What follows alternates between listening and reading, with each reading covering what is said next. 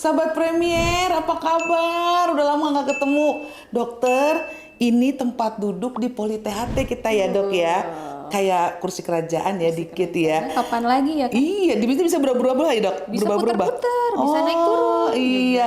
sahabat Premier, aku perkenalin nih namanya Dokter Wiliani Risnawati, SPTHT KL ya dok. Sini dok, dada-dadanya dok. Dokter, aku mau nanya-nanya nih dok. Nanya apa? Jadi kan kita kan katanya polisi lagi tinggi ya dok, bukan polisi ya dok, polusi. Nah, Oke.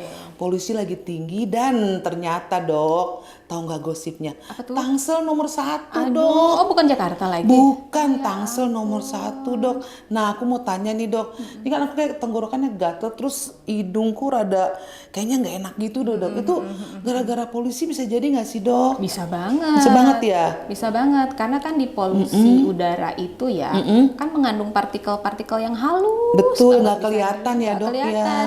Debu misalnya ya, atau misalnya dari asap-asap kendaraan ya kan, bercampur dengan udara, ataupun asap-asap dari limbah industri. Limbah industri jadi nyampur. Belum lagi kalau ada yang bakar sampah misalnya kan. Makanya ada peraturan nggak boleh bakar sampah ya dok ya.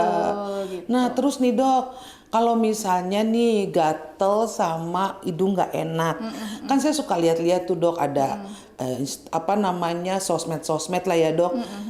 Bersihin hidung yang diserosot kasih air. Kalau nggak kumur-kumur, itu gimana sih dok bisa untuk ngobatin, mencegah atau apa tuh dok?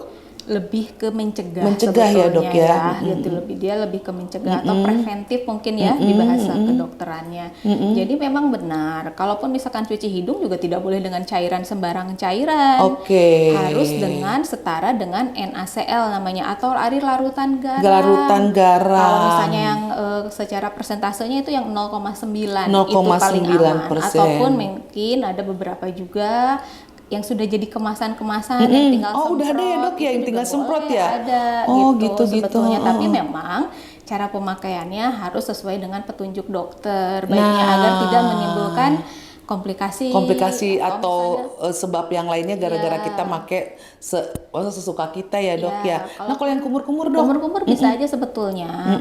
Kalaupun kumur-kumur boleh. Kalau yang sekarang bisa yang kumur antiseptik gitu boleh. Iya benar gitu ada tuh dok.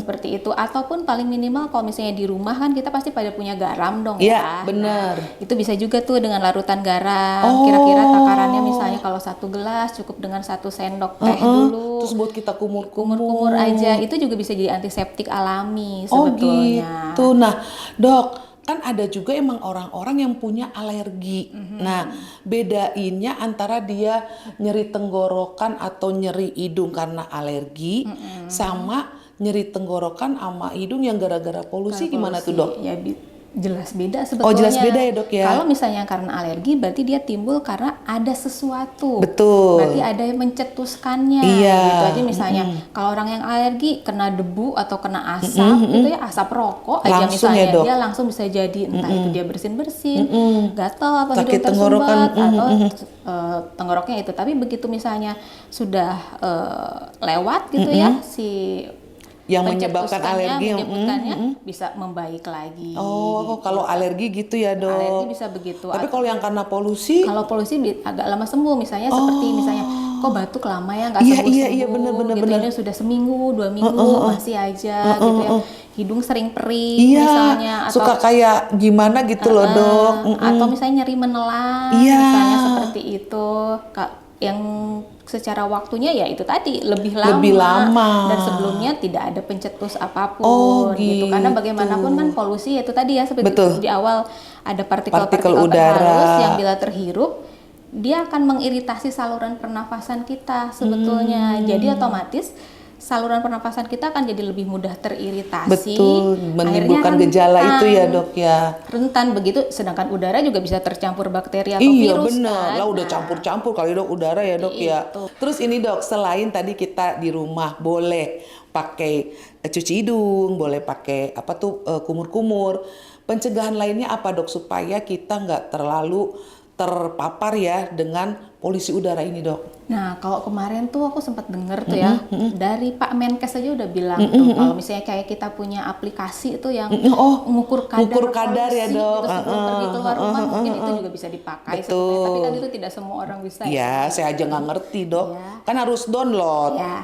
Atau yang paling simpelnya adalah ini nih, peninggalan pandemi itu jangan Apa tuh, ditinggalkan Dok? begitu aja, tetap pakai masker. Oh, pakai masker. Jaga kebersihan cuci tangan. Itu juga sudah salah satu pencegahan Iya, sebetulnya. iya. Dan yang paling penting juga adalah minum air putih lebih banyak, lebih sering untuk lebih hidrasi. Kan dengan minum aja kita juga membersihkan ya, Dok sebetulnya. ya. Ya udah berarti besok saya beli Paling galon. sederhananya ya seperti Saya itu. beli galon, Dok, besok. Kemana-mana bawa galon. Juga kali berat dibawa-bawa. Iya, betul.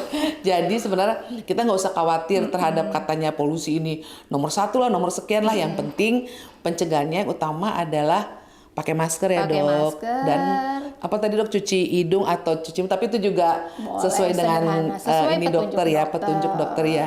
Ya ampun, dokter, makasih banyak ya, Dok. Sami-sami. Sekarang jadi saya nggak takut lagi keluar-keluar. Ya nggak usah takut. Iya, tau. tadinya saya takut kan nanti ya hidung, karena ini loh, Dok, hidung sama tenggorokan itu kan sensitif, karena kan saya bisa nyanyi juga, jadi takutnya suaranya hilang. Berbahaya ya. Berbahaya. Dokter, makasih banyak ya udah mau digangguin. Sahabat Premier, sampai ketemu lagi di masa yang akan datang. Dadah.